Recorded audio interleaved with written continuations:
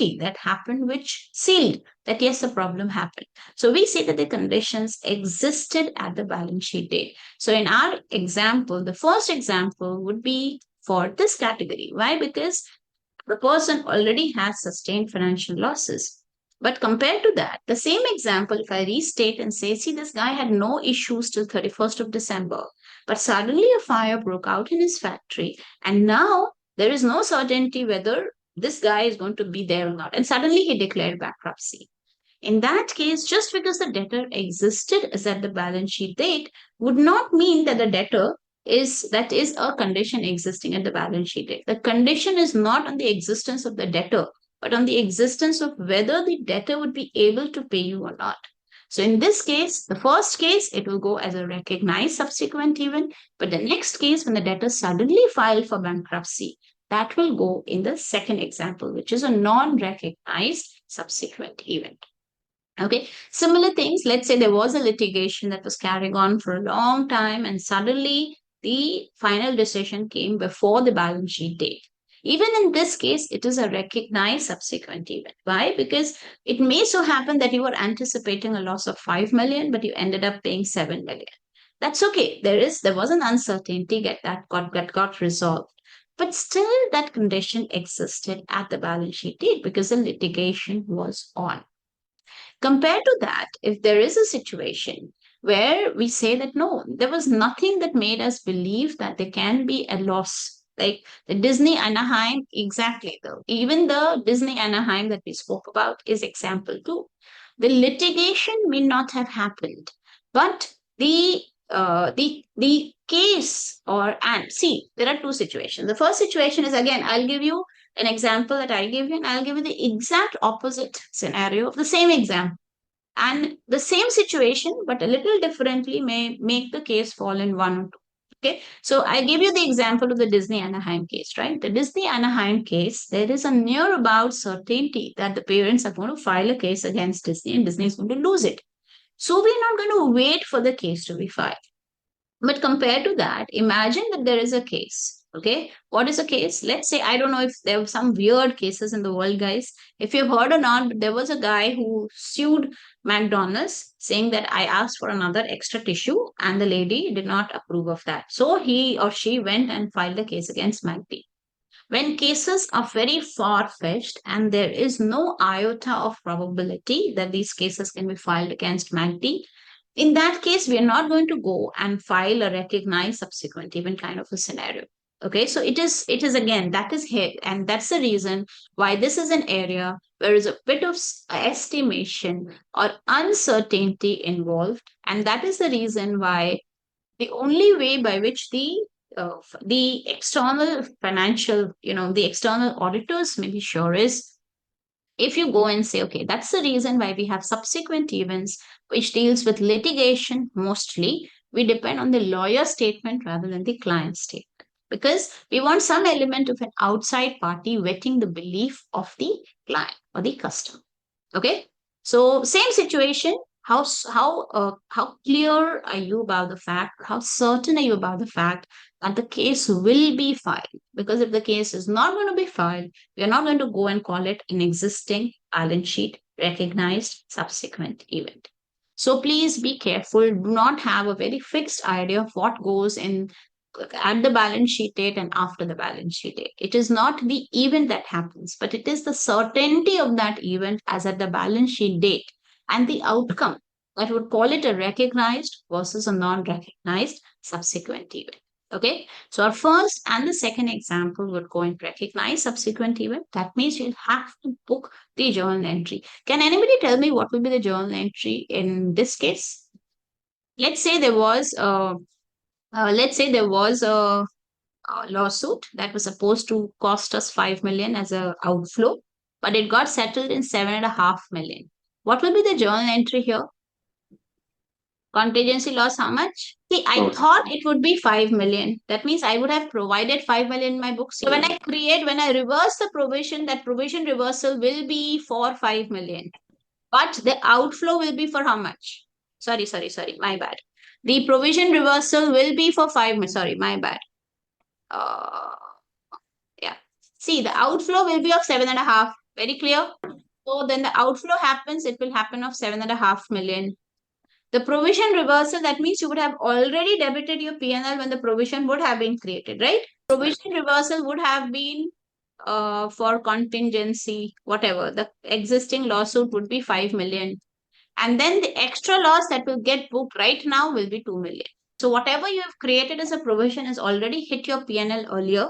You're going to reverse that, pay past the outflow, and then the debit would be the extra loss that you have to make. This entry has to be passed as at the balance sheet date. Okay, so very clearly, guys, see that these are very simple questions. Even if it comes, it will come in the MCQ format. They're not going to test you this in the sim ideally. Okay, but you have to be very clear. So start from the conditions existing as at the balance sheet date and take it along and complete the entire journal entry flow. That's where we finish this concept. Okay. Okay. Now, the last example that I gave you about the fire that broke out, that example is an example that is going to happen. So what we did, let's say this case arose in year 3, and today we are in year 5. So what we did, we went to a lawyer's. There's a case that has been filed against us. Tell us what is a possibility. The lawyer gives us a statement saying that you're going to lose it, and you're going to lose somewhere around 4 million. So what we say, okay, the condition has already existed. There is a lawsuit pending. So contingency loss, a loss on account of litigation, whatever, you debit the P&L on account of the loss and you create a provision. Why? Because the matching concept says the litigation has already happened. There is a possibility for you to determine the outcome with a reasonable certainty and also to anticipate a dollar outflow. So we debit the P&L in year 4 and let's say we create a provision. We put it in the balance sheet. Then we go to year 5 and the year 4, and this lawyer comes up and says that no, now the probability of expected loss is 5 million because there was a similar case settled where the award was 5 million. So what we do again in the next year, we debit P&L on account of loss and we credit the provision. This time how much? This time 1 million. And then in the year 5, nothing happened. And then suddenly in year 6, in the month of February, the lawsuit gets settled against us to the tune of 7.5 million. Now we are saying that even though it happened after 31st December, the conditions had already existed earlier. So now you're going to pass the final entry because the lawyer did not change the assessment till 31st of December. And understand the 31st December balance sheet and the P&L have not been formally issued. So we have already hit the P&L twice by 5 million already. We are not going to touch that. We are only going to book the further loss. That final loss that is going to hit the P&L now is 2.5 million. The others, since the matching principle has already happened earlier, you're not going to touch anything. You're just going to reverse your provision, a provision for the litigation loss, whatever you call it, by 5 million. And now the balance is going to go and hit your back because you have to settle the loss. Because the earlier 2 provisions were made anticipating an outflow, right? Now there is an outflow, so you make the outflow.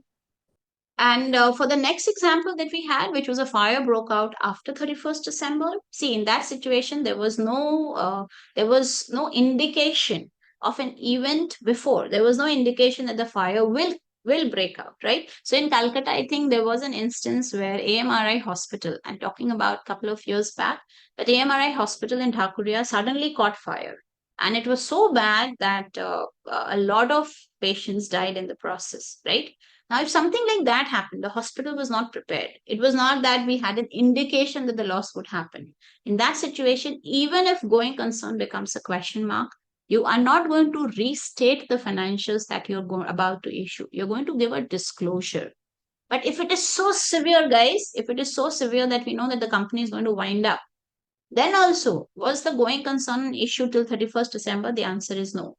But now going concern going forward 1 year is an issue. So what you do, you give a note disclosure and you if at the end if you're very sure that we're going to file for bankruptcy next year, you give a pro forma with the imminent liquidation basis. But you cannot go and say that your last year's balance sheet needs to change. That cannot happen because the event was an event that happened after the balance sheet date.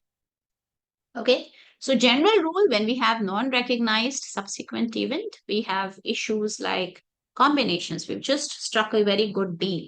We have sold the bonds. We have this, loss of receivable, a debtor filing that condition arose after the balance sheet date. It is not the fact that the debtor has filed for bankruptcy, but was the condition earlier, or so was it a degrading condition earlier, or is it a new condition that just arose, or a litigation that arose after the balance sheet date? So all these conditions would be non-recognized versus recognized subsequent event. When you recognize it, please understand the journal entry will tell you record JE, disclose. The third step would be record JE and disclose. Please don't make a silly mistake. It's not just a JE, there will always be a disclosure that will go along with it. If I'm passing a journal entry, there will always be a disclosure also. So the journal entry, so the correct answer is not just record JE. The correct answer is record JE and disclose. Okay, so just be careful of the word and here. It's not just a JE, it's JE and disclosure. In the non-recognized subsequent events, it's only disclosure of what? Of the fact plus the estimated loss. If you cannot disclose if you cannot anticipate what will be the loss, in that case, you say the fact that this event has happened and you say we are not in a position to estimate the financial effect of it for so and so reason. So general rule, if you record, you pass a journal entry, change your P&L and balance sheet. If you don't record, you have to give a note disclosure. Ideally, the financial impact should be mentioned if it's possible to reasonably estimate it. If no, then we just state the fact and the fact that we cannot estimate the losses on account of so and so reason. Okay, so this is all about the subsequent events. Okay.